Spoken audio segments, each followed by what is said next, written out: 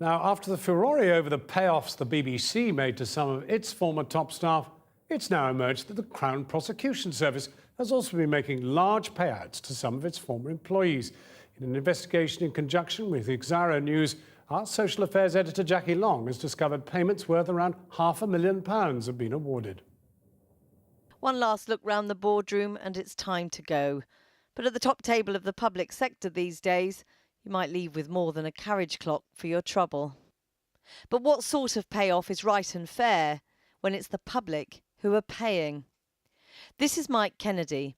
He was Chief Operating Officer at the Crown Prosecution Service until December last year. He left 18 months before retirement, and this is what he was paid. According to CPS accounts, Mike Kennedy received a compensation payment of between £255,000 and £260,000. He also received a payment of somewhere between £45,000 and £60,000 in lieu of notice. On top of that, he was entitled to a pension lump sum of between £165,000 and £170,000, entitling him to walk out with close to £500,000. But it's not just Mike Kennedy.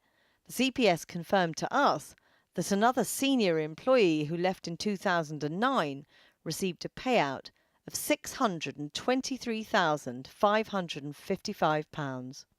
The argument is, in the long run, it will save us all money.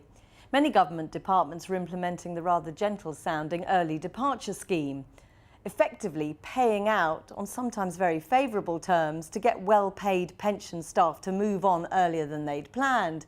But the sheer sums involved, while public sector workers are facing pay freezes or job cuts without huge payoffs, are leaving some questioning the fairness of it all. It is taxpayers' money at the end of the day, money paid by hard-working families up and down the country, and anyone in public service needs to remember that, whether they're making the payoff or hoping to receive one, and act accordingly. The issue of big payouts for public officials erupted last week when BBC executives were grilled by MPs over their so-called golden goodbyes. The BBC now insists that it has lanced the boil of executive pay and payoffs. There'll be renewed pressure on Whitehall to do the same. Tonight, the Crown Prosecution Service told us the payments made to Mike Kennedy upon his early release from the CPS were entirely in accordance with all appropriate Cabinet Office guidance and civil service pension rules.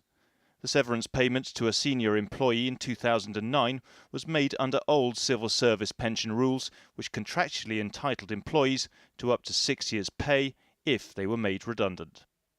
The CPS also said it had managed to reduce its headcount by 2,000 in the past 3 years, though it has cost more than £50 million in severance pay to do that. Jackie Long reporting.